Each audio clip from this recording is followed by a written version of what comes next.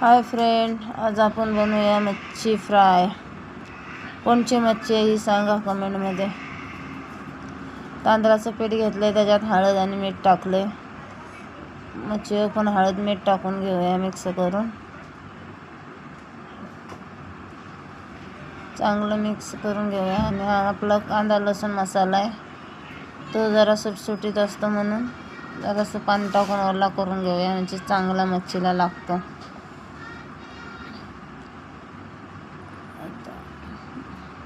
मच्छीला लावून घेऊया सर्व. आणि एक एक तांदळाचं पीठ लावून तेलात सोडूया.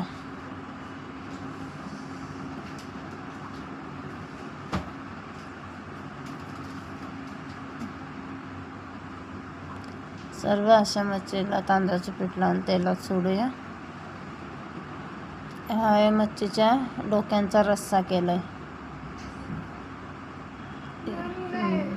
मच्छी फ्राय बघा अशी दिसते मच्छी फ्राय. आणि त्याच तव्यात आपला भात फ्राय करून घेऊया. असं कोणी कोणी करतं ते कमेंटमध्ये सांगा. खूप छान लागतं भात खायला.